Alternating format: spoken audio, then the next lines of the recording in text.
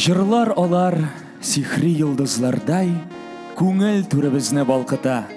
Жан азыгы моңлы көйләр булып, яңгырар бүген әлеге мәйданда. Әссәламу алейкум газиз милләттәшләребез. Исәнмесез җырмың сөюче хөрмәтле тамашачыларыбыз. Ниһаять барыбызда түземсезлек һәм дулкынлану белән көтеп алган вакыйга килеп җитте. Сезне Бик Шәп мәйдан 2 җиңүчеләрен тәбрикләү концертын тамаша кылырга чакырабыз. Кадерле дуслар, инде бүгенге әлеге концертыбызны Татарстанның халык артисты Айдар Файзрахманов җитәкчелегендәге Татарстан Республикасының дәүләт фольклор ансамбле башлап җибәрде. Халык арасыннан чыккан талантларны танытучы Бик Шәп мәйдан бәйгесе быел 2нче тапкыр үткәрелде. Менә инде 2 ел рәттән мәйдан телеканалы 3 телевизор уйнатачак. Быел әлеге бәйгегә 100гә якын катнашучы килде. Һәм инде сез, кадерле дуслар, әлеге җиңүчеләрне һәм финалистларыбызны бүген әлеге сәхнәдә күрәчәксез. Ришат җиңүчеләрне игълан иткәнче тамашачыларга грандиоз яңалык турында хәбәр итәсе килә. Татар эстрадасының танылган продюсеры, автор башкаручы Гүзәлия Бик Шәп мәйдан бәйгесенең 1нче сезонында катнашкан 3 башкаручыга өр-яңа җырлар иҗат итте. Бу искиткеч яңалык хәзер инде әлеге башкаручыларны яңа җырлары белән сәхнәдә күрәсе килә. Бу теләгең үтәлде дип сөендерим әле. Алар бүген биредә каршы алыгыз сәхнәдә Бик Шәп мәйдан бәйгесенең 1нче сезонында 1нче урынга лаек булган башкаручыбыз Ләйлә Сибгатуллина. Гүзәлия кие Гөлфия Шакирова сүзләре. Онытмадым.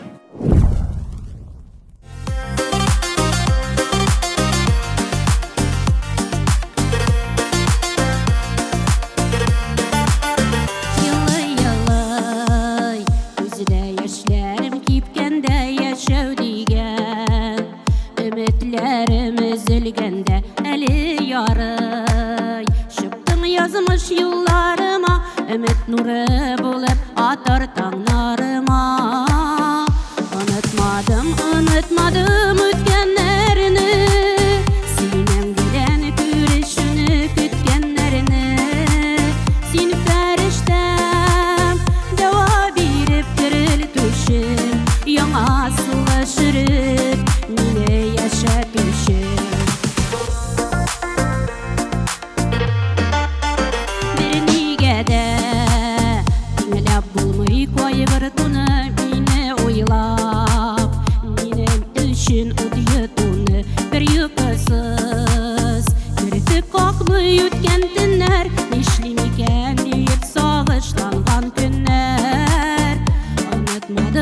Unutmadım ötkenlerini, senden gelen görüşünü kütkenlerini.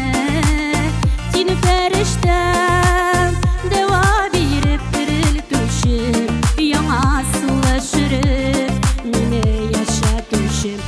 Unutmadım ötkenlerini, senden gelen görüşünü kütkenlerini. Seni feriştem, yana sılaşırıp, mine yaşa düşüm.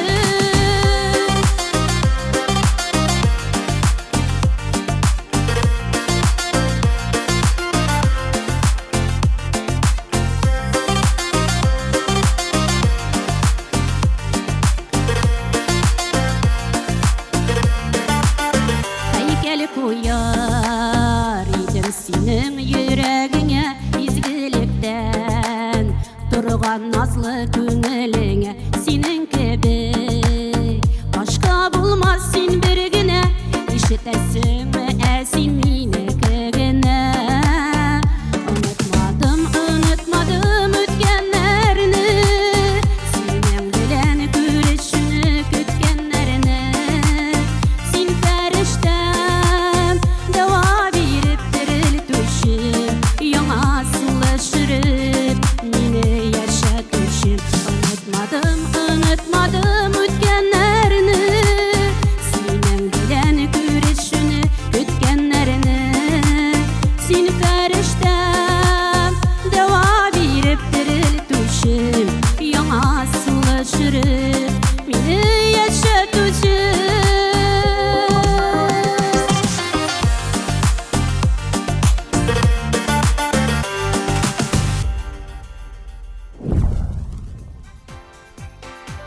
Leyla xanım sizge bu yıl tanılgan автор başqaruvchi Мәскәүдә яшәп иҗат итүче Гүзәлия 4 җырның берсен махсус сезгә бәйге җиңүчесенә атап язган. Бу сезнең өчен никадәр көтелмәгән бүләк булды. Шуның кадәр танылган автор башкаручы һәм сезгә бер җырын бүләк итте. Җыр өчен бик зур рәхмәт Гүзәлиягә. Җырда бик матур, мин аны сразу яраттым. Беренче куплетын сразу өйрәндем. Аннан соң инде дәвамында өйрәнгәч, бигрәк тә матур булып чыкты. Бу җыр махсус сезнең тавышыгызга үлчәп язылган. Сез моны җырлаганда тойдыгызмы? Әйе, шул тойдым. Бик матур җырда, сүзләре дә бик мәгънәле. Миңа бик ошады, мин аны бик яратып башкардым. Рәхмәт бүген безгә кунак булып килгәнегез өчен. Эльвира, әлеге эш башкаручы Гүзәлия язып биргән җырларны киләчәктә дә җырлый алачаклармы? Әлбәттә, Ришат, бу җырлар авторлардан һәм Мәйдан каналыннан бүләк. Татар эстрадасы сәхнәсен яуларга менә дигән мөмкинлек. Килешәм, Эльвира, ә хәзер сәхнәгә буа егете, полиция хезмәткәре Илнас Әгъләметдиновны чакырабыз. Гүзәлия кие Гөлфия Шакирова сүзләре. Саллар. Бик шәп Мәйдан бәйгесенең беренче сезоны финалисты Илнас Әгъләметдинов.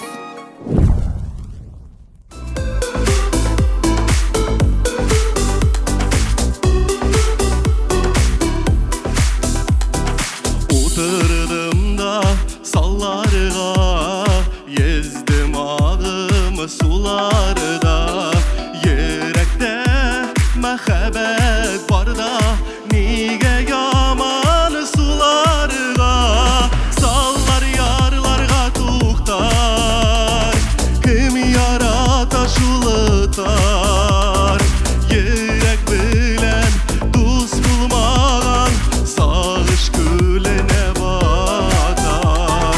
Sallar yarlarga tuktar, kim yarata şulutar. Yürek bilen dost bulmagan, sağış gülüne batar.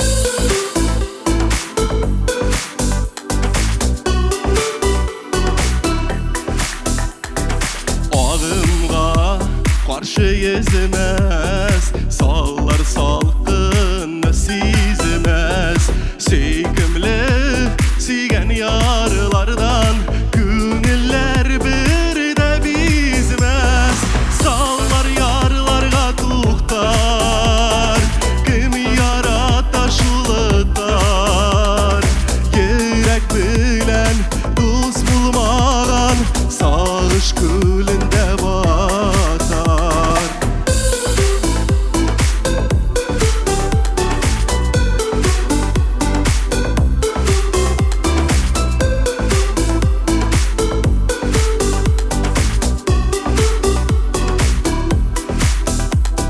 Jitse de sarı kızlar, sallar yüzer de yüzer. Yanarga kalgan yürekler, yaratularga tüzer. Sallar yarlarga tuktar, kim yarata şulutar. Yürek bilen dost bulmagan, sağış gülünde batar. Sallar yarlarga tuktar, kim yarata şulutar. Yürek bilen dost bulmagan, sağış gülünde batar. Yürek bilen dost bulmagan, sağış gülünde batar.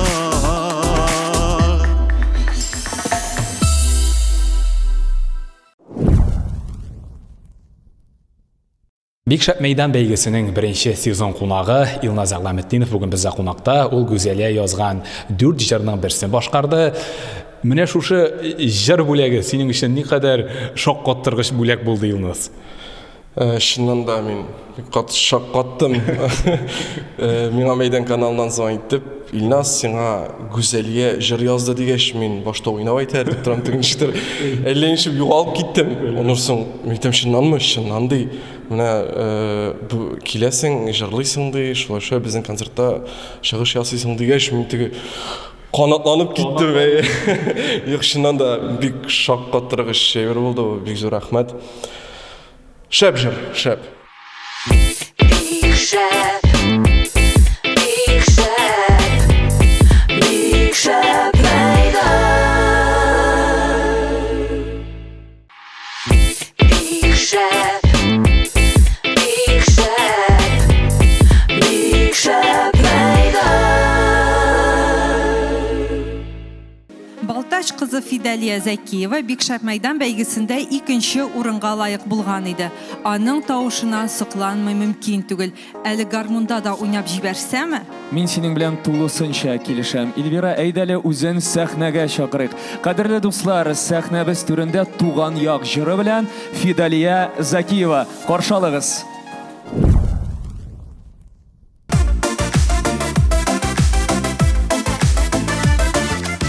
Oydadır yırakta sızılıp toңата, sızılıp toңata jeylerim. Şul kadar sağındım min tuğan yağımının, nastulu şifalı jillerin. Tiksini de tuğan yok, bәхеткә туйган шак, жаннарым шатлыкка кыена. Сагыйдай сагынам, кайдам да сарылам, әткәем, әнекәем буенына.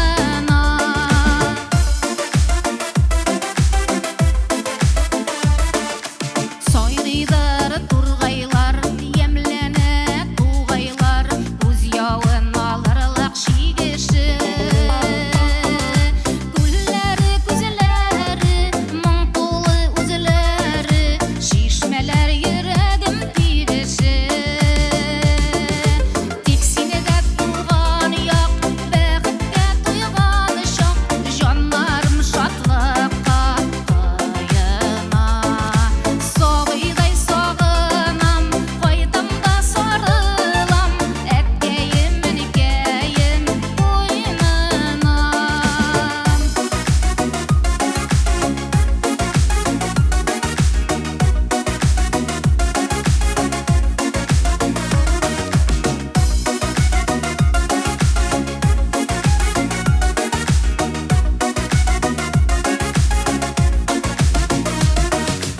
Ырмалы инеше, ерактан килеше, яратып сыйына ярларга.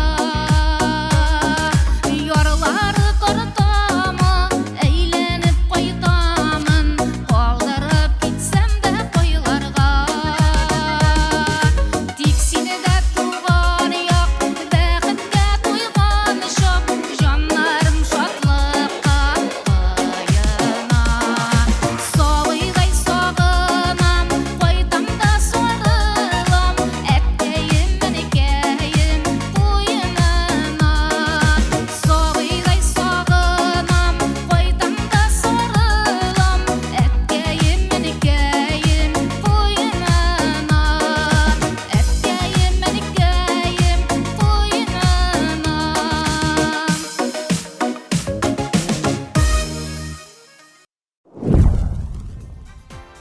Birinchi sezon jеңүүчүсү буларак Big Shep Meydan бәйгесенең икенче сезонында күзәтеп бардыгызмы? Сезгә ошаган тавышлар булдымы, Фидалия ханым?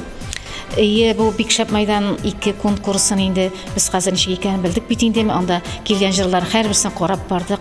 Бик матур җырчылар күп әлбәттә. Менә инде ул ел сайын менә талантлар шулай барланып, бу бик әйбәт конкурс дип әйтәм инде мин. Безнең кешеләр менә ишеләргә бара торган конкурс инде бу. Ачылырга ярдәм итә инде. Менә карап бардым, бик матур җырчылар бар. Ә инде бүгенге безнең шушы зур тамашабызга кунак булып килгәнегез өчен Фидалия ханым, сезгә зур рәхмәтебезне белдерәбез. Сезнең үзегезгә дә рәхмәт. Яңадан очрашырга насип булсын. Амин, шулай булсын. Шулай булсын.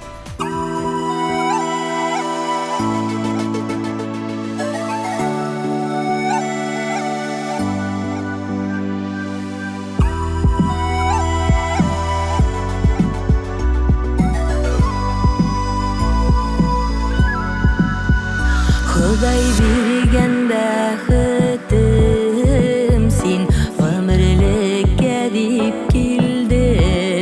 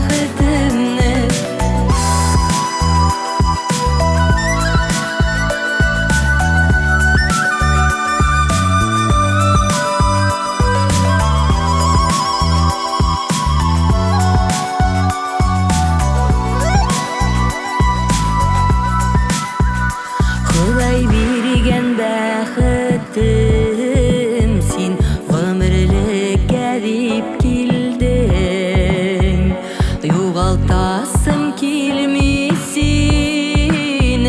Біз екеуміз бір беттен Сындырма қанатымны, юғалтма үмітімні Тартып алма Құдайым бірден бір бақытымны Сындырма қанатымны, юғалтма үмітімні Тартып алма Құдайым бірден бір бақытымны Сындырма қанатымны, юғалтма үмітімні Тартып алма Құдайым бірден бір бақытымны Сындырма қанатымны, юғалтма үмітімні Тартып алма Құдайым бірден бір бақытымны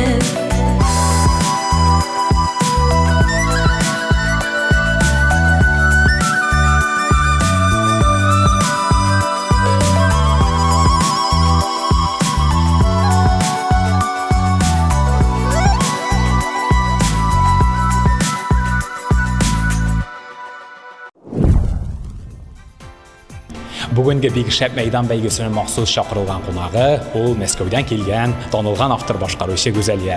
Гүзәлия ханым, Биг Шәп мәйдан бәйгесінің екінші сезонынан алған кәйфләрігіз нендей? Біріншіден білесің, ойландым әлі мен Ильяс. Мәйдан каналы хаман шаққаттырайын. Хаман өзінің нендедір креатив проектлары білен, нендедір яңа бір кімдікіне де шаман тапшырулары білен. Мене шушынды яңа проект енді ол Биг Шәп мәйданда. Шуның үшін сіздің жетекшілеріңізге рахмет айтасым келе шушы проект үшін. Бұл біріншіден тіл яғына қағыласыңмы, сәнгат яғына ма, яңа талантлар булдыру темасына қағылсақ да бик кереклі проект деп ойлаймын мен аны. Миңа бик қызықлы болды ол. Мен бит енді үйренген теге танылған профессионал жыршыларға, жыр язырға, әмінда нендейдір үзішшәннәр. Миңа қызықлы болды, шыннан да. Шуңа күрә мен bu жеңүүчүләргә үземә ошаган тавышларга жырлар язырга булдым бүләк. Демек, бушка халык арасыннан чыккан дүр жырчыга сездән менә дигән дүр жыр. Әйе. Бу минем тәкъдимне сезнең җитәкчеләр кабул иттеләр. Бик аларга да кызыклы булып китте. Менә инде халык күрерсез, ишетерсез ничек килеп чыккан ул җырлар. Гүзәлия, сезне Биг Шәп мәйдан бәйгесенең 3нче сезонында да шушындый яхшы кәйф белән көтеп калабыз. Рәхмәт сезгә. Рәхмәт. Жыр-моң бәйрәме дәвам итә. Инде сәхнәбез түрендә тагын бер махсус чакырылган кунагыбыз татар эстрадасының танылган җырчысы Марат Фәйрушин. Каршы алыгыз.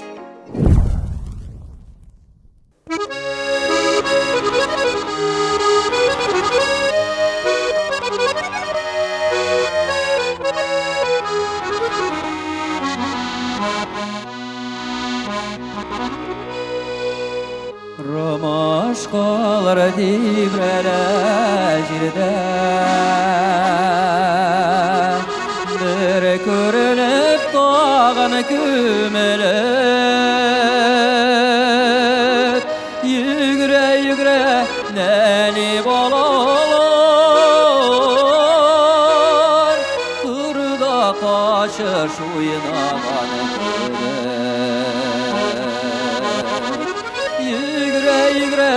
nəni balalar, kurda qaşış uynağanı gülər. Ramaşqalar üskən qalada, iskə düşdü birgə şaqlarım, süyəm ikən yok mikeniyet, kanatlarını yılpa başladı. Süyem iken yok mikeniyet, kanatlarını yılpa başladı.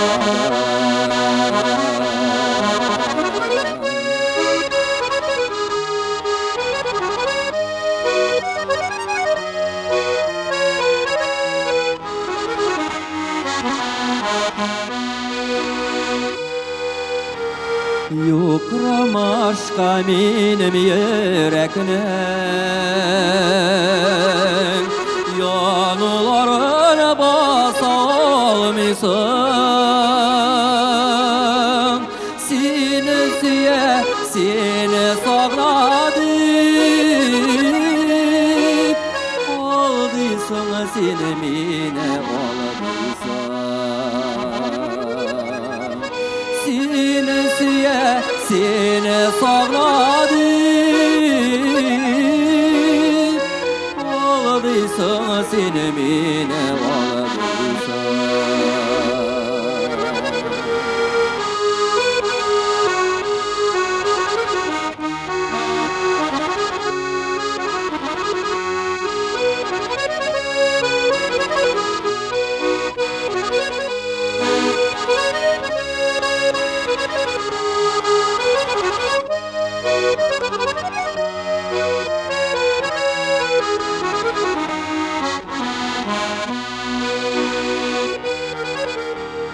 Yok koşan mimram aşkalarga Oldaşa iş olar oldaşa Onun kabri üstüne inide Rizideler üsele basar Onun kabri üstüne inide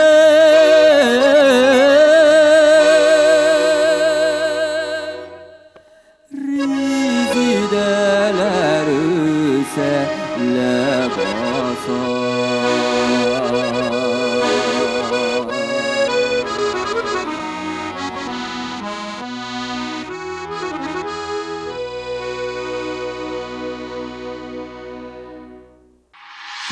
Big Chef, Big Chef, Big Chef meydan. Big Chef, Big Chef, Big Chef meydan. Big Chef meydan beygisinin maxsus çaqırılğan tübən kamı qonağı o indi barımızda bilgən, yaratqan Marat Feyruşin. Marat, sen indi, yox, mənə mındı şağınla jırlay vergən bizim malayımız, indi yaratqan millət malayı. İndi көп beygiler gördük, nindilərinə görmədin, Big Chef meydan beygisinin qolğanlarından, boşqalarından ayrılıb тұрған яғын көрдің мі? Миңа қалса Big Chef мейдан проекты ол бик уникаль проект. Ни үшін дегенде, чөнки башка төрле сферада эшләгән кешеләр шушы Big Chef мейданга килеп, үзләренең хыялларын тормышка аштырырга мөмкинлекләре бар. Күрәсеңме? Әйтик, җырларгамы, биергәме, аларгамы да җыр да язып бирәләр, дөрес направление да бирәләр, дөрес ничек киенергә һәм үзеңне сәхнәдән чыгып торырга икәнен дә күрсәтеп бирәчәкләр. Шуңа күрә дуслар, Big Chef мейданга килегез, үкенмәсез. Мейдан каналын караучы яраткан тамашачыбыз концертыбызның иң дулкынландыргыч өлешенә күчәбез. Big Chef мейдан бәйгесенең иң шәп тавышы, беренче урын иясе кем ул? Мамадыш районы Киек Ерыкса авылында 7 балалы гаиләдә туып үскән Гөлназирә Талипова. Ул 40 ел китапханәче һәм клуб мөдире, 17 ел район мәдәният йорты директоры, аннан район мәдәният бүлеге җитәкчесе, баш белгече булып эшләгән.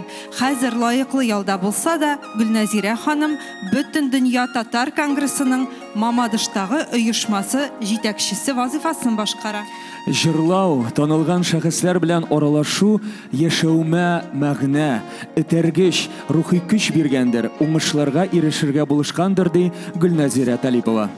Сәхнәдә Big Chef мейдан бәйгесенең беренче урын иясе Гөлназирә Талипова.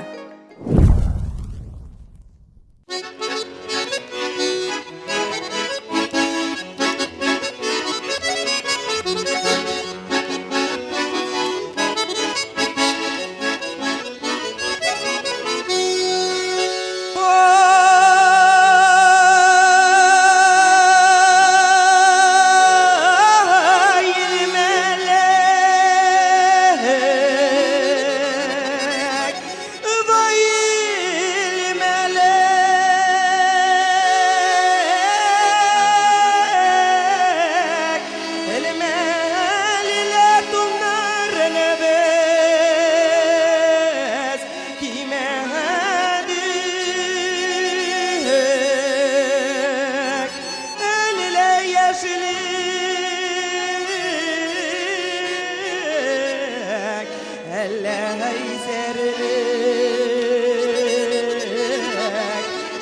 bilgen gönülük eylerini biz sizmedik. Oppak mikken yumuşak mikken canlıyım nene kulları salavat terrege begonum girgen yıllarda Akşabatta kıyıp şobatta başı kıyıp sızılıp gitken param yıkan işi güversin kıyıp Akşabatta kıyıp şobatta başı kıyıp sızılıp gitken param yıkan işi güversin kıyıp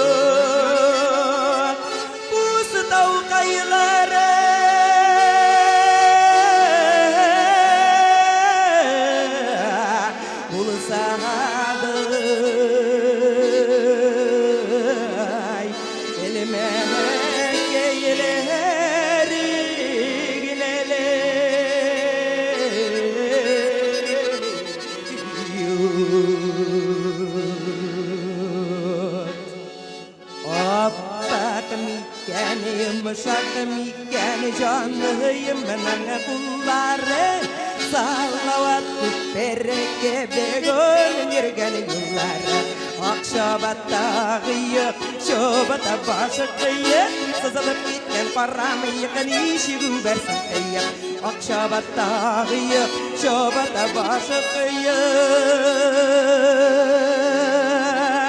sızılıp gitken param yıkan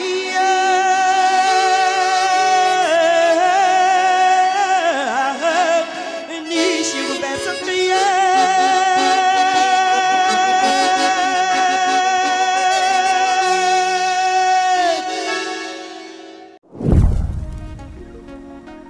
Сәхнәбез түрендә Бикшәп мәйдан бәйгесенең беренче урын иясе Гөлнәзирә Талипова, баянда Илфир Исламов. Дуслар, вакыт ителгәнчә җиңүчебезгә Мәйдан каналы телевизор һәм диплом бүләк итә. Гөлнәзирә апаны чын күңелдән котлыйбыз, киләчәктә дә уңышлар телибез сезгә. Әлеге телевизор Мамадышка китә, дуслар.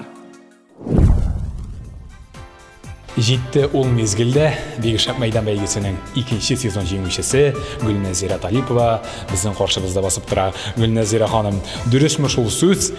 Бәйгеге нәтиже ясар күн келіп жеткешкіне сіз өзіңіздің ішігіздің ғаризағызны әлеге бәйгеге жиып түйнеп жибергенсіз. Білесіз, Ильяс шулайырақ келіп шықты. Мен башта нешектір қатнашмендір, енді бұл керек түгілдір меңа дейп үлкен кішілер бет, енді біз қазір гешлер, мен айтам геш талантлар бар деп, аннан енді ойладым да, мен айтам тұқта әнеге қатнашмасқа.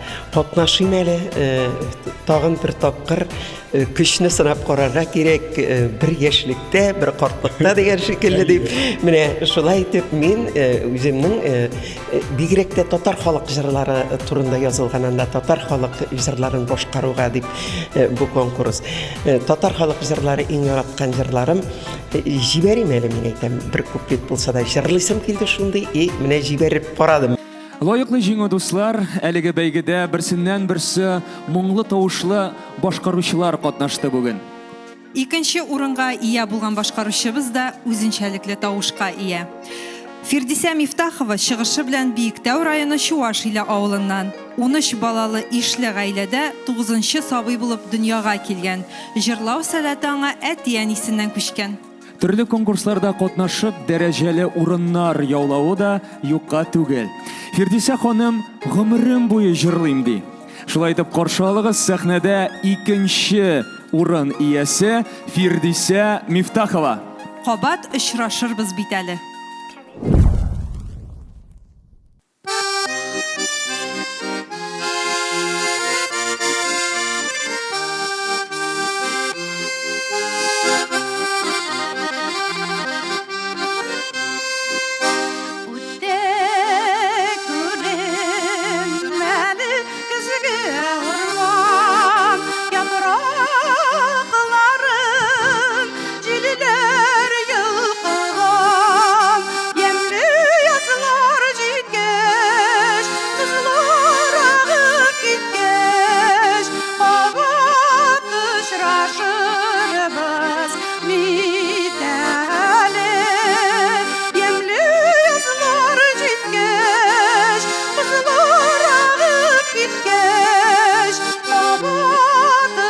Очрашырбыз бит әле.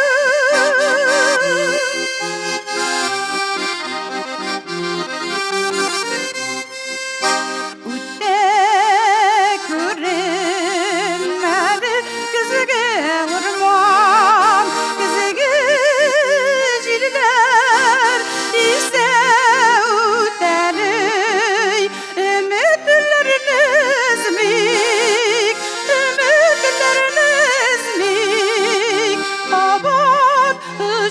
очрашырбыз бит әле.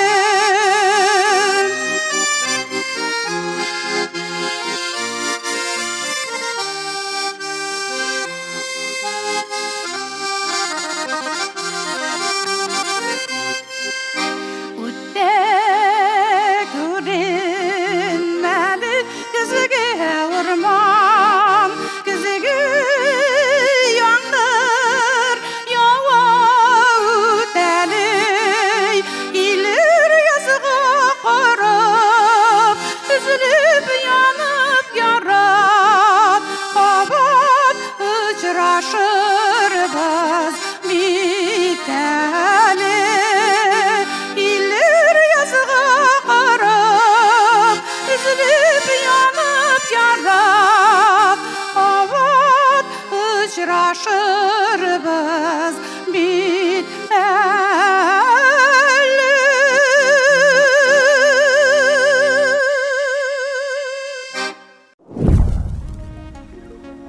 Шишмә кебек моңлы тавышлы икенче урын иясе Фирдисә Мифтахова. Аккордеонда Люция Камалова. Фирдисә ханым Мәйдан каналыннан телевизор һәм диплом белән бүләкләнә. Сезне чын күңелдән котлыйбыз һәм уңышлар телибез. Бик шәп мәйдан бәйгесенең икенче сезонында икенче урын яулаган Фирдисә ханым Мифтахова бүген бездә кунакта. Фирдисә ханым, сез 15 балалы гаиләдә 9нчы бала булып дөньяга килгәнсез. Шушының кадәр күп балалы гаиләдә моңлы булып үсүе никадәр катлаулы булды? Ул катлаулы түгел, минем әнием дә, әтием дә җырлыйлар иде. Кичкенәдән җырлап үстем, аларны тыңлап үстем. Әле мин укымаган вакытта да инде җырларны радиодан тыңлап өйрәнә идем. Апаларым да җырлый, минем абыйларым да җырлый, энеләрем дә җырлый. Ну, җырлы гаилә дип әйтергә була инде. Сез гомер буе хастаханәдә хуҗа шәфкать туташы булып эшләгәнсез. Чынлап та шәфкать туташы һөнәре ул инде күрәсең авыручыларын үз моңы белән дәвалыйдыр. Сез дәваладыгызмы? Әйе, мине авыручылар яраталар иде, хөрмәт итәләр иде. Аларга без концертлар куя идек. Эльвира, 3нче урын иясен үзем игълан итим әле. Нигә алай дисең, Ришат? Чөнки 3нче урын иясе Ират кеше. Иратлар безнең бәйгедә алар дефицит. Әйе, бәйгебездә ирләр күп түгел, ләкин бу ирләр начар җырлый дигән сүз түгел әле. Элекке заманда да бабаларыбыз кулларына гармун алып җырларга яраткан. Алар шатлыкта да, кайгыда да җырга мөрәҗәгать иткән. Менә шуңа күрә безнең халык моңлы да инде ул. Я ярар, лирикага бирелдем бугай. Әйдә, Ришат, 3нче урын иясен игълан ит. Кадерле дуслар, бик шәп мәйдан бәйгесенең 3нче урын иясе Мансур Талипов. Гөлназира Талипованың туганы түгелдер бит? Юк, Эльвира, алар туганнар түгел, алар авылдашлар. Мансур Талипов Мамадыш районы Яңа Кымазан авылыннан гомере буе мөгаллим булып эшләгән. Казанның 147нче мәктәбендә татар телен һәм әдәбиятын укыткан. Сәхнәбез түрендә Мансур Талипов Сибелә чәчем тарала. Каршы алыгыз.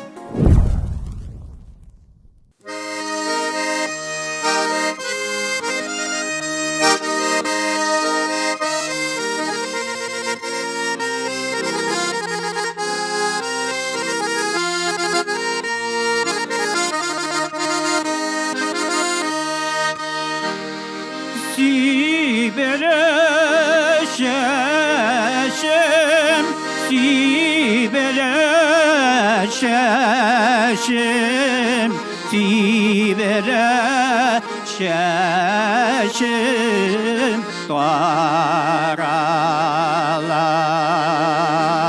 ye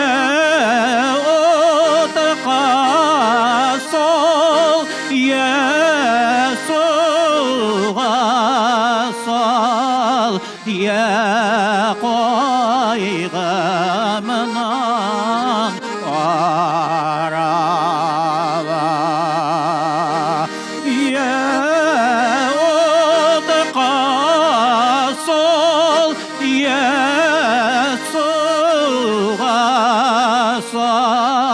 ya koyğımdan arala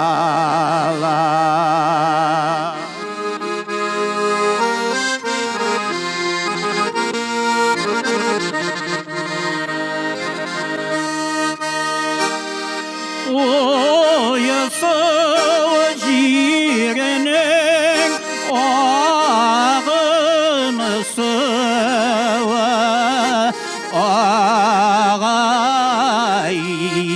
ağayken doğan belen uzar indi ömür keyler gel sağır gel belen uzar indi ömür keyler gel sağır gel belen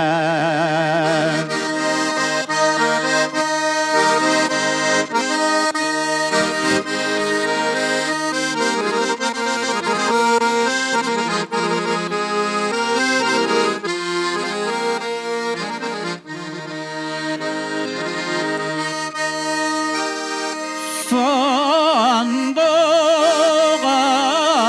ağaçlar sıvışeler ağidelde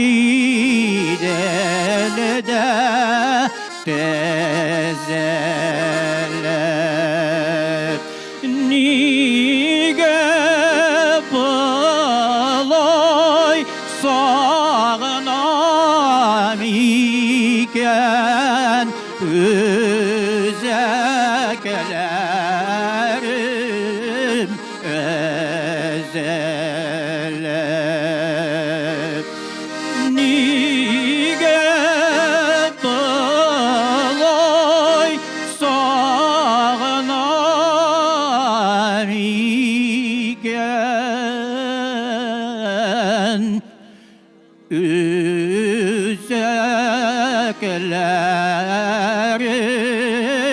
özelem.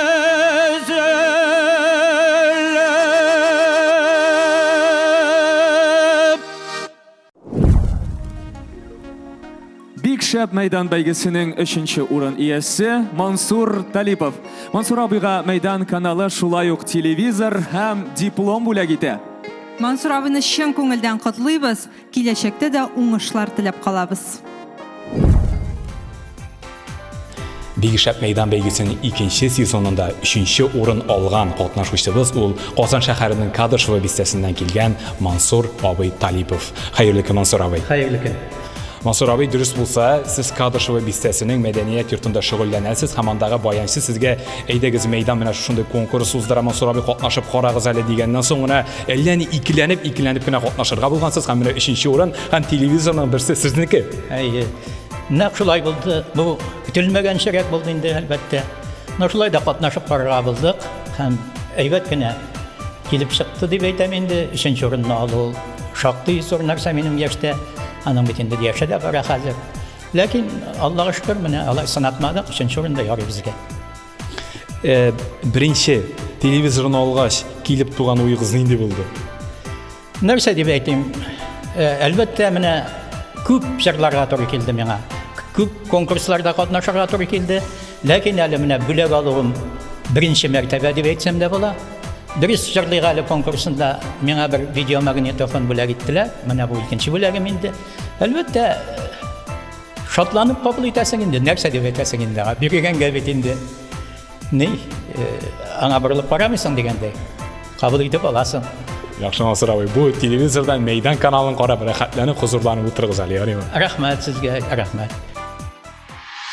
Big Shep, Big Shep, Big Shep Meydan. Big Shep, Big Shep, Big Shep Meydan. Мейдан каналы әзерләгән телевизорларны тапшырдык, бүләкләрне бирдек, инде төп миссияны үтәдек дисәк тә була, шулаймы? Шулай, тик алда безне моң дөньясына тагын да кызыклы һәм мавыктыргыч сәяхәт көтә. Бик шәп мәйдан бәйгесендә җиңүчеләрдән тыш тагын махсус бүләк ияләре дә бар. Алар 10 бездә. Быел без бәйгедә катнашкан иң яшь башкаручыны да бүләкләп китәргә булдык. Ул Чаллы кызы Айсылу Ишалина. Айсылуга 15 яшь. Сәнгать мәктәбендә һәм 2нче татар гимназиясендә 9нчы сыйныфта укый. Айсылу татар халкының моңлы җырларын җырларга ярата. Һәм шундый җырларның берсен ул сезгә, хөрмәтле тамашачылар, башкарып үтәчәк. Сәхнәдә Бик шәп мәйдан бәйгесенең финалисты Айсылу Ишалина. Зәңгәр күлмәк җыры.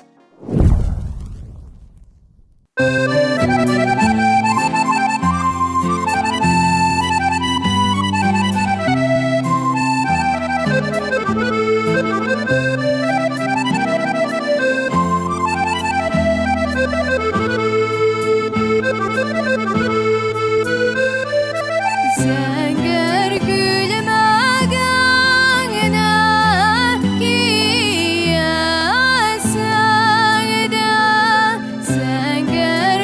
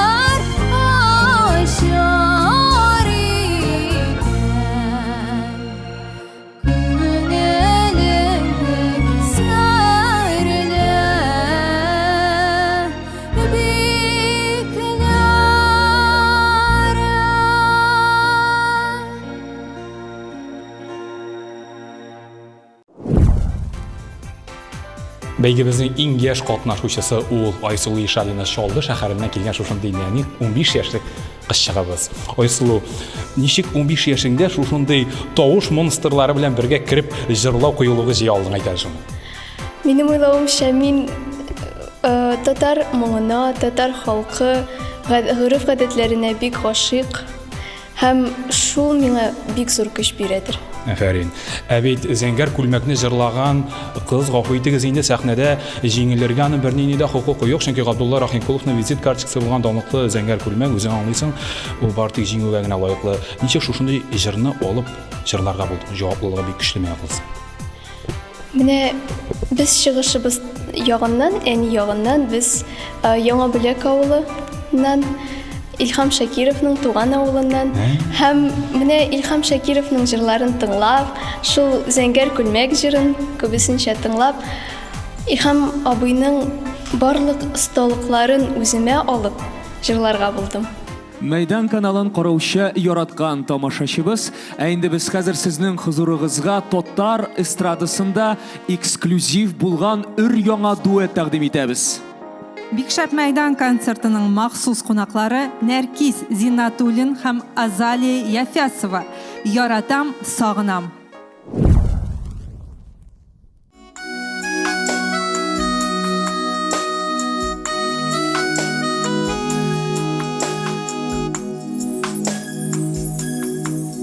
Яратам, сагынам, сагынам, күрәм дип янына талпынам.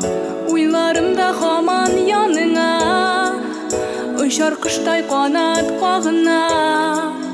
Телефонна хәбәрләр көтәм, кавышулар мин өмет итәм. Синсез үткән көнем яман су, гомерләр гүя агым су. Яратам, сагынам мин сине, кайт инде яныма, кайт инде. Җиһанны төреп ал моңнарга. Яз килде, яз килде, яз килде. Сагынам, ярата, ярата, кайтып керсең дә йөрәккә. Йөгереп килеп качып сөярмен, сине эзләп көттем диярмен.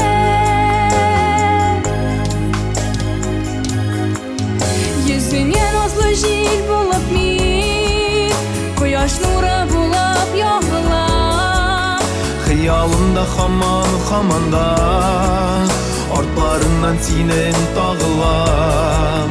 Минем бәхтем өчен син туган, синнән башка тормыш юк сыман. Давыллап аламда бер тынам, офыкта таралыр ак томан. Яратам, сагынам мин сине, кайт инде яныма, кайт инде. Җиһанны төреп ал моңнарга. Яз килде, яз килде, яз килде. Сагынам, яратам, яратам, кайтып керерсең дә ерактан. Йөреп килеп кочып сөярмен, сине эзләп көттем диярмен.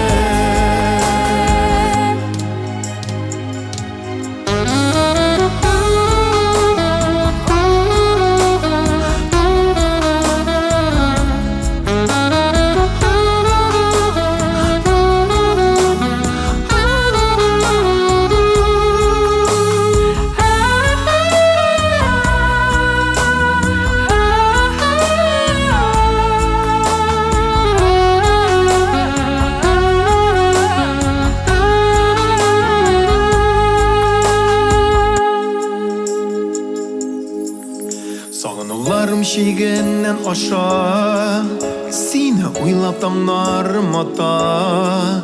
Белем тоям, сизем, шатланам, тиздән менә сөеклем кайта. Олы юлда минем күзләрем, күк җыелды сөйләр сүзләрем.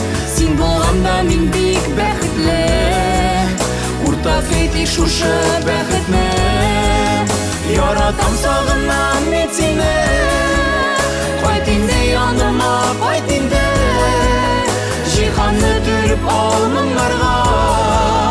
Яз килде, yaz kildi Sağınan yaratam Kaytıp görürsün de yırakta Yürüp gelip kışıp suyarma Seni özlüp küttüm diyerme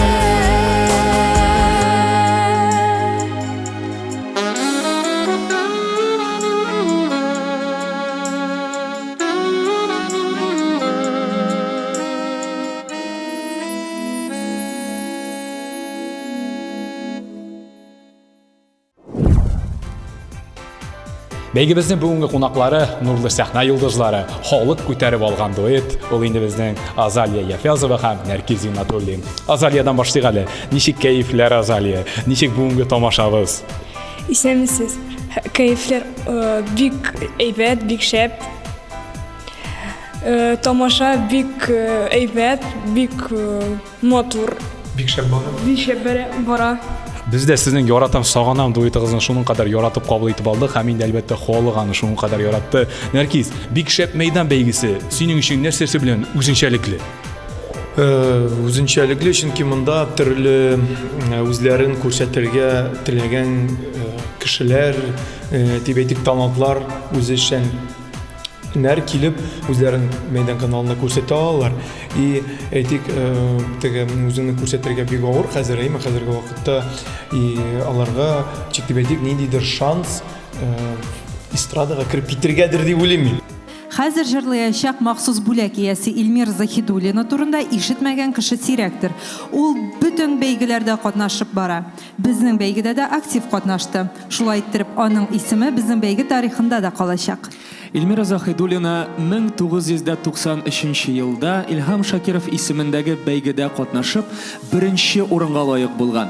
Вафира Гизатуллиналар белән бергә гастрольгә чыгып, данлыклы артистлар белән бер сәхнәдә 33 концерт куйган кеше.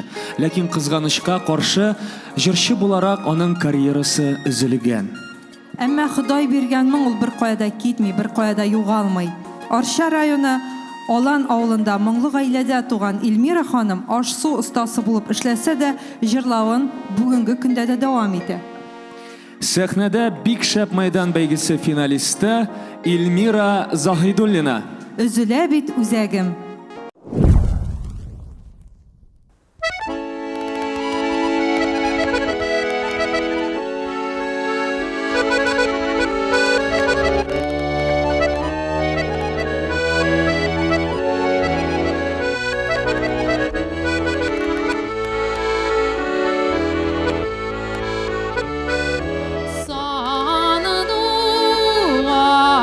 je...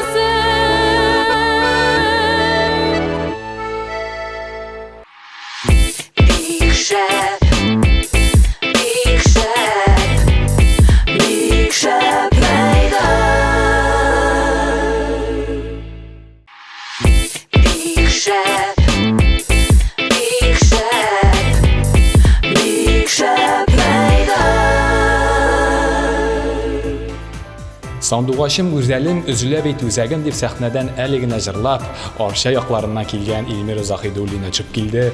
İlmira hanım bu jır sizin qolunuzğa qoydan kilevləkdi, şunday tiran tarixli tatar xalq jırı beyt. Bu jırını men eng birinchilardan bo'lib Alfiya Avzalovadan eshitdim. Shundan so'ng Zeynab Farxitdinovadan, shundan beri men uni jırlayım. Demək indi o sizə üz bulub ötən tatar xalq jırı. Bik yaratıb jırlayım. Siz ömür boyu bulmasa da turmuşuğuzun köp ülüşün pişikçilik hünərine bağışlağansınız. Pişikçi, özünüzün təmlər rızıqlarınızı pişirgəndə də mınlarınızı, tatlı mınlarınızı şunda salıb pişirəsizmi, əzirləysizmi, İlmira xanım? Elbette. Nerse pişirsem de başta Bismillah'dan başlasam da onları jırlayım. Meydan kanalın qorovchi to'g'ri tomoshabimiz sizning e'tiboringizga tag'in bir talantli yigitimizni taqdim etamiz. U Somad Muhammadjonov, Soba rayoni Uli Ortash ovulida tug'ilib o'sgan. Bugungi kunda u Avhadiyev ismidagi muzika kulliyatida bilim oladi. Somad baygida tanılı ham xalq muhabbatini yovlav uchun qatnashdim deydi. Ham ul bu tilagini erishdi deb o'ylayman. Balki Somadga da Güzeliye yangi jir yozib berir. Bik mümkün. İkinci sezon boshqaruvchilari orasida kimga bunday baxt yilmayir? Xayr anisin vaqt ko'rsatir. Hozir sahnada Somad Muhammadjonov. Qora o'rmon.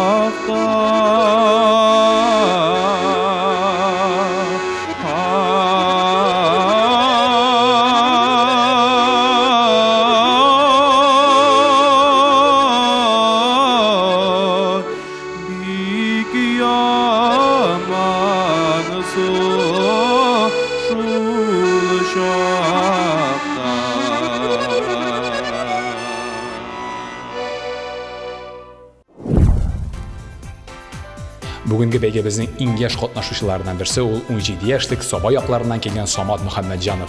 Somad, men seni qarab turam da kurashchi ekan bu yigit, jirchi ekan deb optirab turam hali. Bahodirlar shay yigit. Shulay da sen kim? Jirchimi, kurashchimi? Men albatta jirchi, men 17 yosh, hozirgi vaqtda Qozon muzikal kulliyatida bilim olaman. Mana Big Shep meydan deymiz. Sen anda bugun birinchi martaba qatnashasan. Senga buning foydasi qayda? Xalqqa o'zimizning tatar minglarini ko'rsatuv, tanilur uchun ham ekringagina zo'r sahnalarga atlaw. Big Shep meydan beygisinde Tatarstan'dan gana tugul Rossiyanın türlü tübeklerinden qatnaşıcılar buldu. Başkırtistan, Perim, Samara ayrıca aktiflik ko'rsatdi. Finalistimiz Rag'ida Salaxova Boshqirdistonda tug'ilib o'sgan. Endi Qo'g'alim shaharidan Qozonga ko'chib qaytgan bugungi kunda Transneft uyushmasida bilgich bo'lib ishlaydi. Qarshi oling'iz Big Shep meydan sahnasida Rag'ida Salaxova.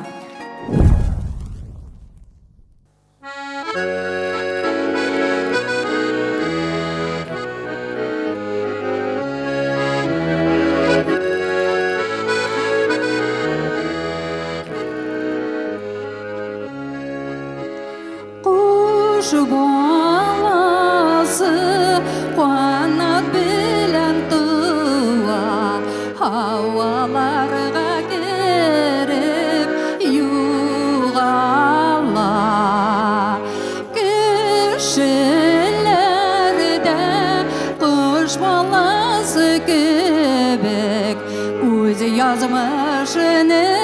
izlep yol ala. Durmuş yılları kotmarlı bir yalgızın ötme. Yürek kanatı bulurday dostlarını unutma. Yürek kanatı bulurday dostlarını unutma.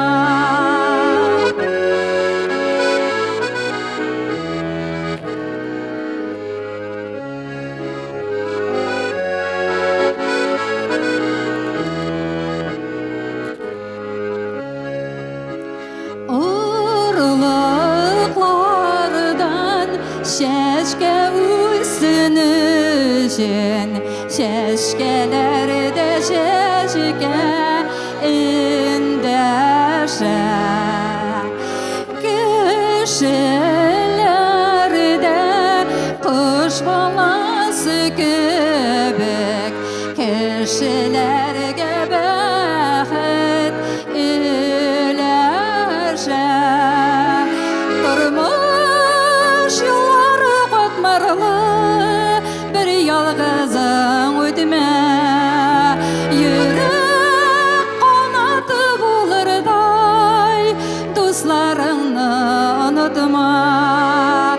Yürek kanatı bulurday dostlarını unutma.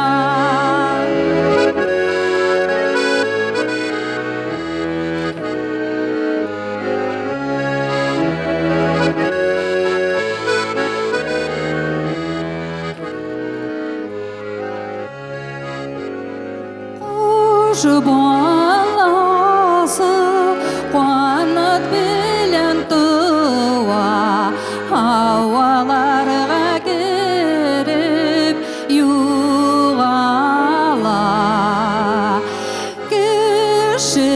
Kişilerde kuş balası göbek öz yazmışını izlep yuğala. Durmuş yılları kotmarlı bir yalgızın ötme. Yürek kanatı bulurday dostlarını unutma. Yürek kanatı bulurday dostlarını unutma. Yürek kanatı bulurday dostlarını unutma. Dostlarını unutma.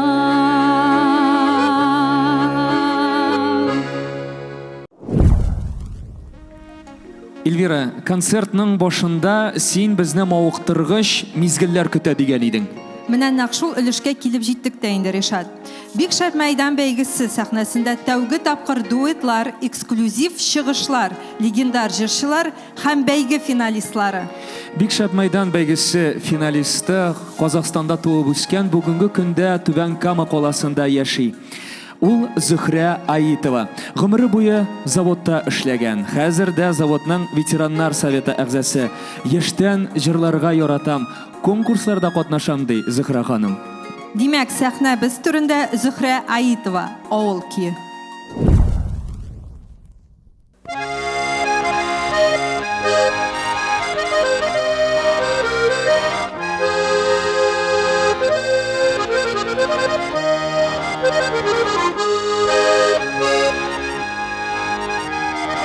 Биек тауның башларында ах мин кай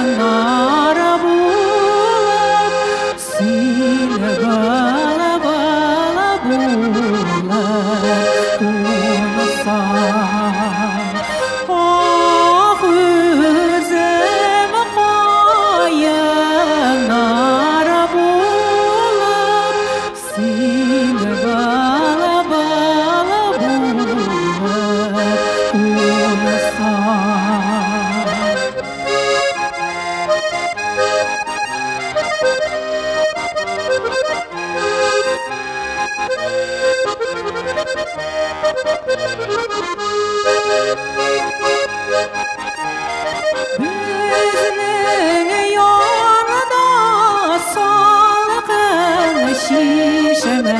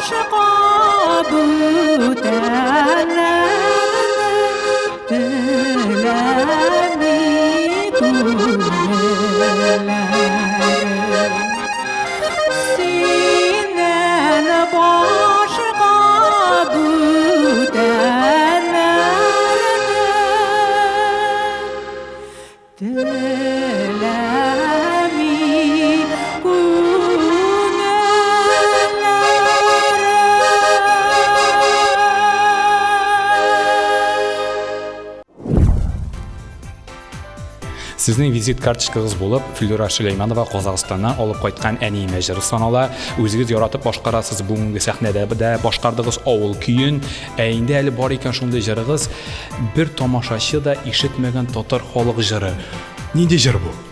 Ну, без үскәндә патефон пластинкалардан тыңлыйдык татар халык җырларын, ул җырлар безнең колакта сеңеп калган йөрәктә. Әмма менә минем иң яраткан татар халык җыры Хатлар язам дигән. Аны әле менә Фәрида Кудашева элек башкара иде. Бүгенге көндә ул җырны беркемдә башкаручы ишеткәнем юк. Бераз гына җырлап китегез. Хатлар язам ярыма, Мәскәү калаларына, әгәр тизрәк син кайтмасаң, үзем барам яныңа. Big Chef, Big Chef, Big Chef meydan. Big Chef, Big Chef, Big Chef meydan. Big Chef Мәйдан бәйгесенең сәхнәсендә Татарстанның атказанган артисты Газинур Фарухшин. Таң җыры.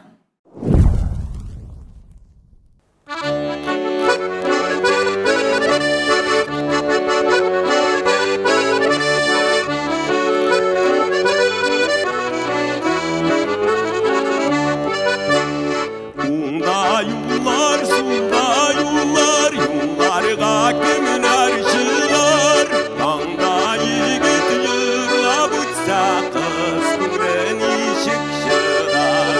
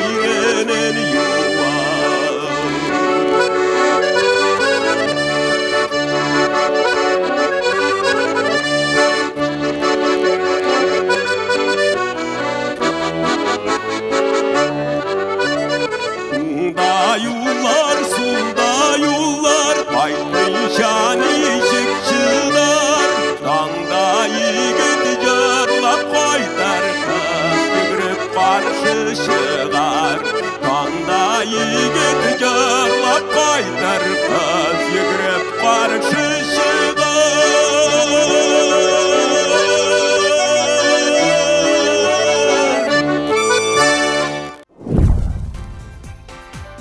Менің янашамда Татарстанның от қызанған артисті барыбызда білген яратқан Газинур абай Фарухшин. Газинур абай, шын халық тауышы нинди була ул? Шын халық тауышы біз өзіміз халық тауышы деп айта алмаймын мен өзімні. Біз туғаннан бері тыңнап өскен тауыш бар. Қазір аның тауышы ғұмырға қалайынды ол. Туғаннан бері тыңнап өскен тауышыбыз біздің İlham abi bulayın. Mına bu şın xalq tavışı bu. Xalq tavışları bik köp.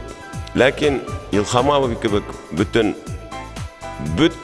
жерінде китеріп башқаратырған жыршыны мен өзімнің көргенім бар. Бигрәк күңелгә ятышлы концерт булды бит әле бу. Берсеннән берсе матур җырлар, матур көйләр яңгырый. Эльвира, чираттагы дуэтны да игълан итәбезме? Әйе, тик башта финалистыбыз белән таныштырыйк әле. Гөлинә Имамиева Теләче районы Иске Жюри авылында туып үскән. Татар халык җырларын җырларга яратам ди ул. Гөлинә Бикшәп мәйдан бәйгесенең 1нче сезонында да катнашты. Ниһаять бу юлы аңа бәхет елмайды. Сәхнәдә бик шәп мәйдан бәйгесе финалисты Гөлинә Имамиева һәм Татарстанның халык артисты Искәндәр Биктаһиров Илкәем.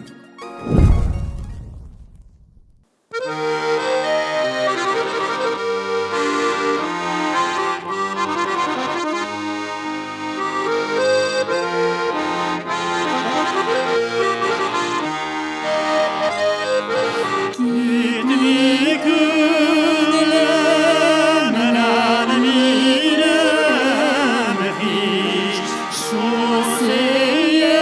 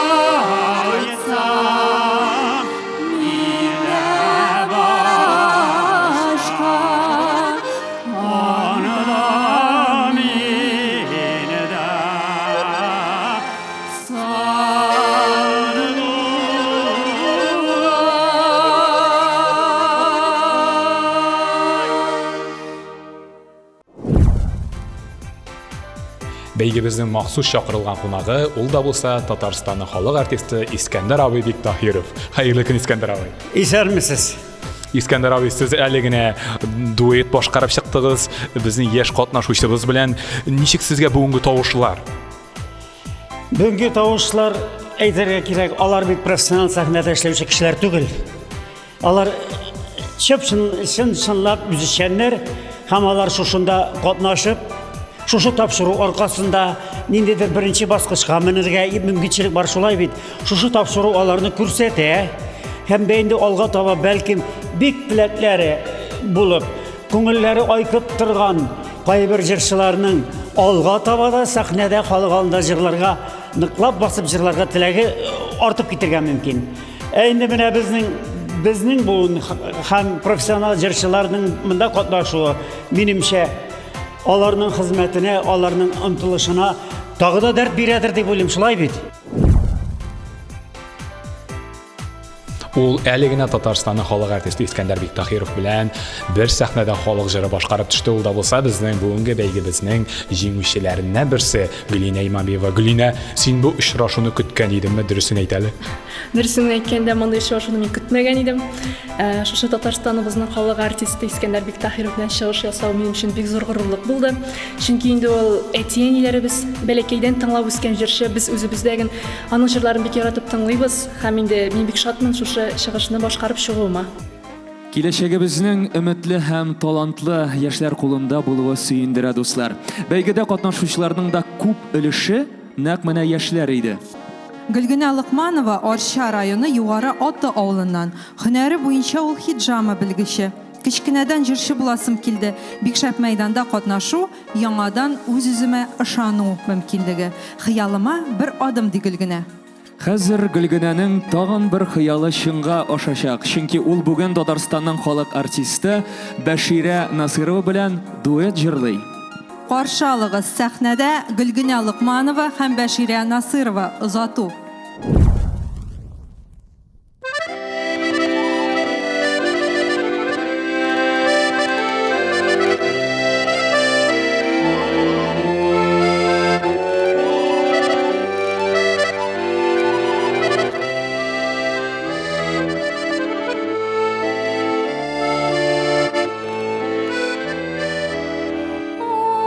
Ormanlarda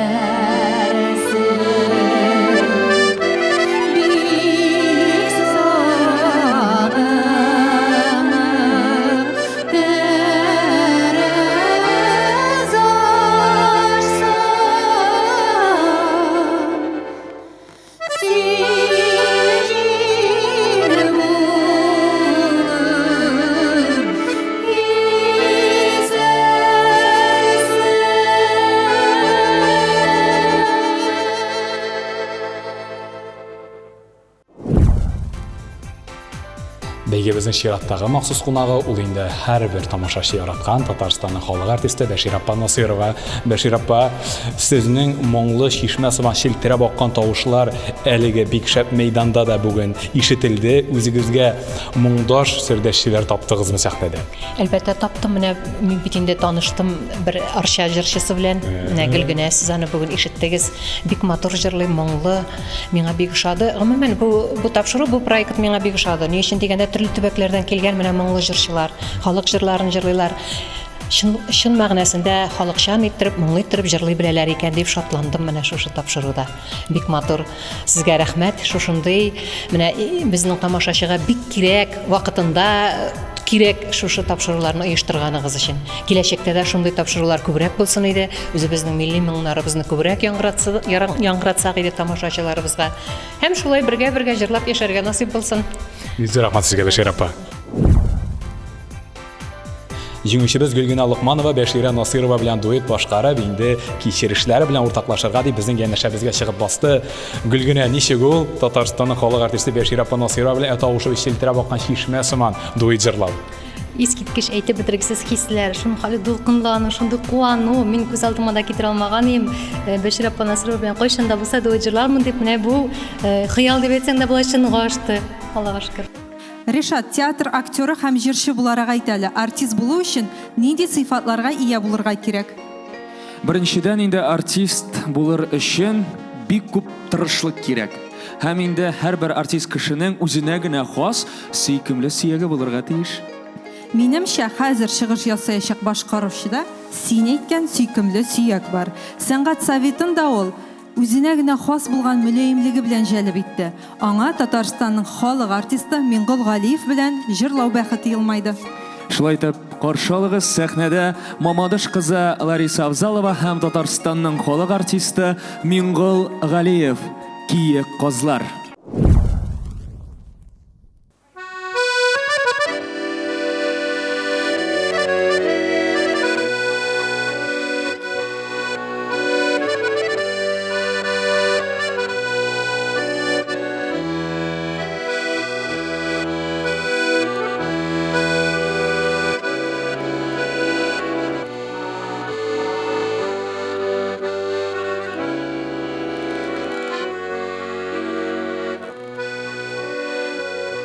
Киек козлар китә җылы якка, төркемнәре белән гел бергә, козлар аша, ә без якын дуслар, сагынышып килдек күршергә. Kızlarca havalarda sızılıp kalan zengin yolları, kızlar gibi öter, düzülüp öter, unutulmazlık yaşlık yılları.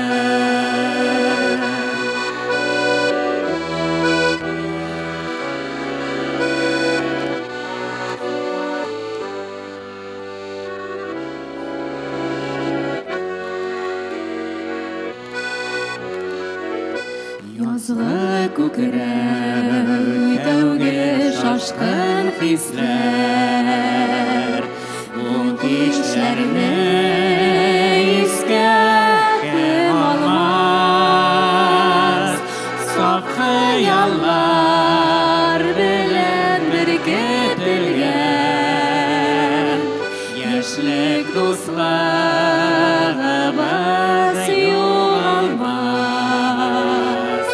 Kızlar aşa havalarda sızılıp kalan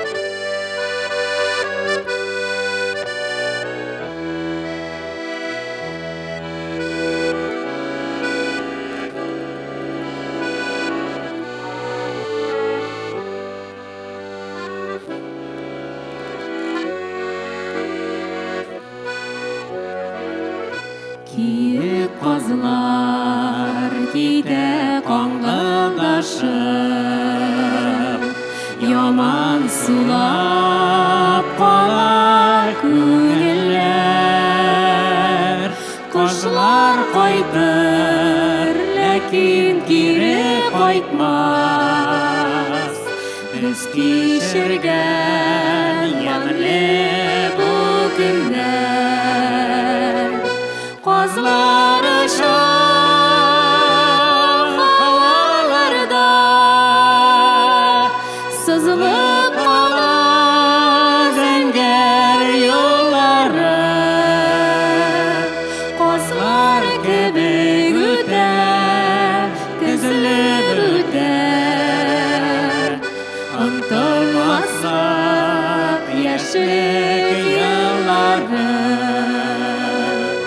Казлар кебек үтә, тезелеп үтә, онтылмаслык яшьлек еллары.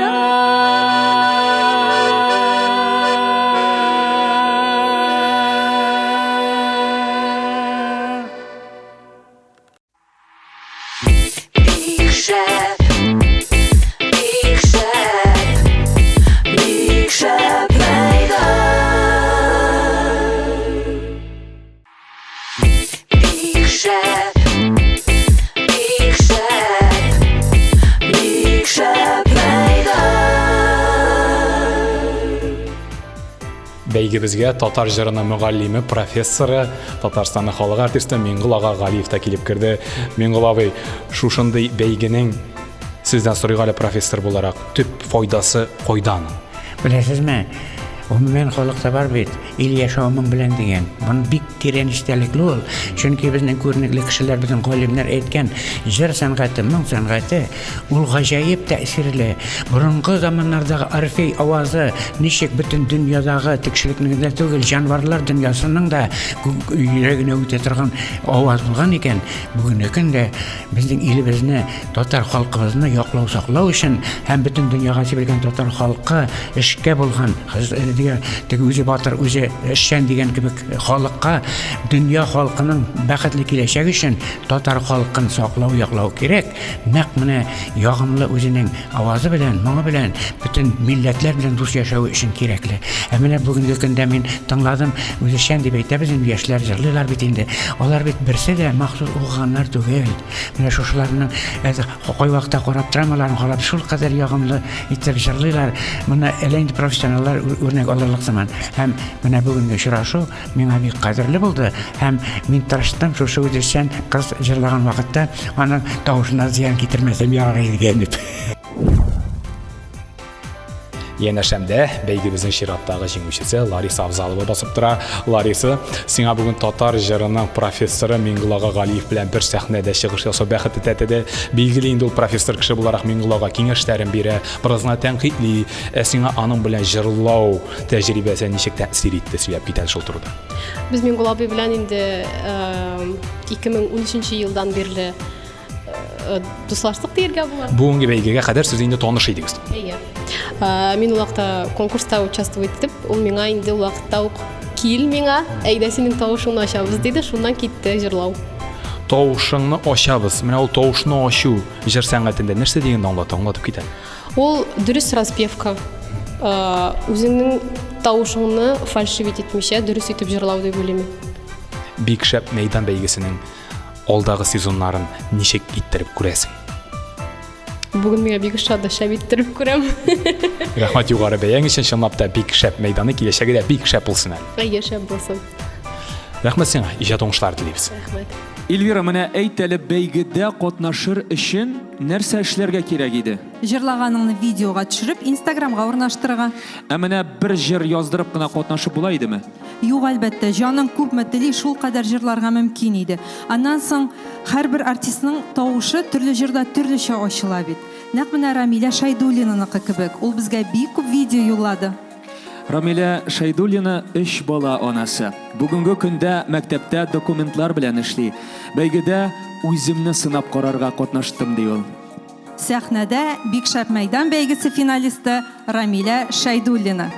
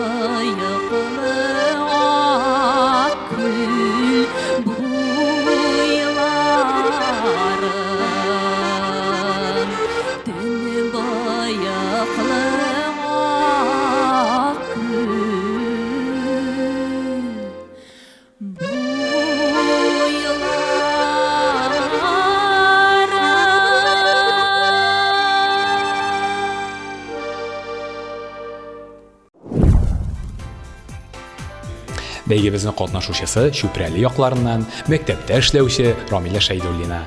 Рамилә, моңа кадәр шушындый бик шәп мәйдан сыман зур бәйгеләрдә, зур сәхнәләрдә үзегезне сынап караганыгыз булдымы? Бүгінгі күнгә кадәр мен үземне дөресен әйткәндә бик сынап караганым да булмады.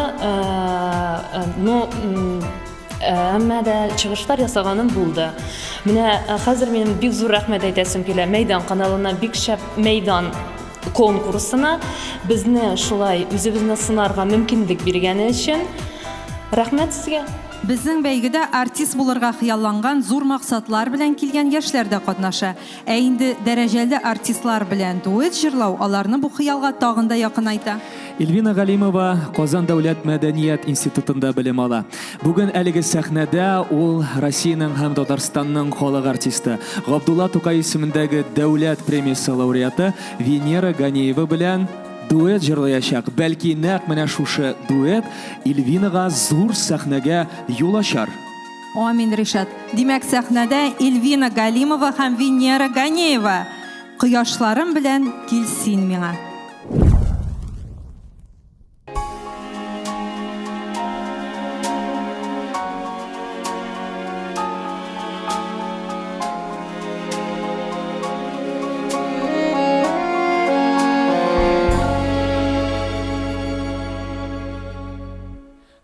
Yaşların beleni kilsin mina, kilsine mina.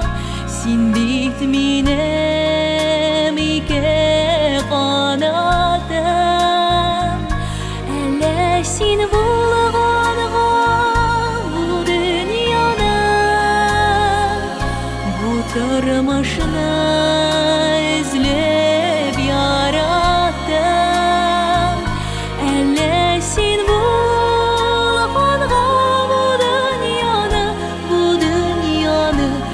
Tırmışını izlep yarattım.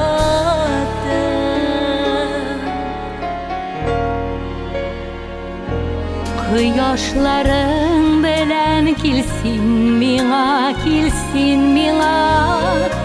bir yaktırsın yürgen yolların. Yılmayuın aşağı tağın bir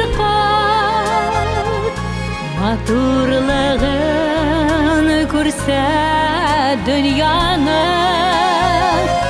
Yılmayuın aşağı tağın bir Maturlığın kursa dünyanın.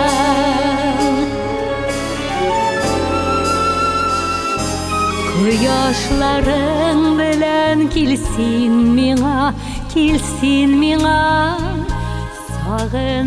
sağındırıp kilgen yasıman.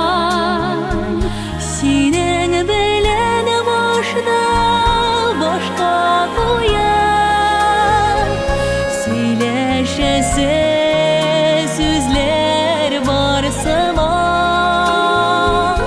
Sinin bilen başına başka koyup söyleşesi sözler var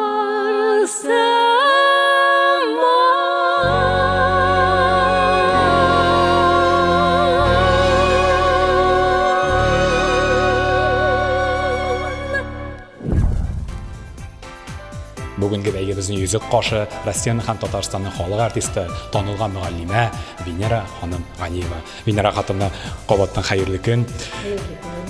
Менә шушындый матур бәйгеләрнең бүгенге тамашада сез инде яшьләр белән чыгыш ясадыгыз. Яшьләрне тәрбияләүдә әһәмияте бармы һәм бармы яшьләрдә өмет дип тә сорый Венера апа. Яшьләр белән эшләгәч, алар белән бер сәхнәдә чыгыш ясау үзе бик күңелле.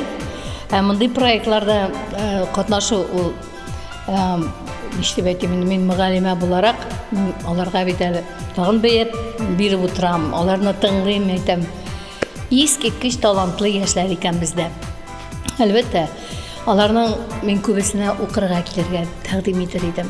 Чөнки менә шул кадәрле монда бит инде хәвәскәр җырчылар булуга карамастан, алар шуның кадәрле күңелен, җаннарын биреп җырлыйлар, Демәк, әле уку белән тагы да шушы профессиональ әйтик инде белемне тагын арттырып, инде зур сәхнәләргә чыксалар да, мин бик шат булыр идем яңа талантларны күрергә.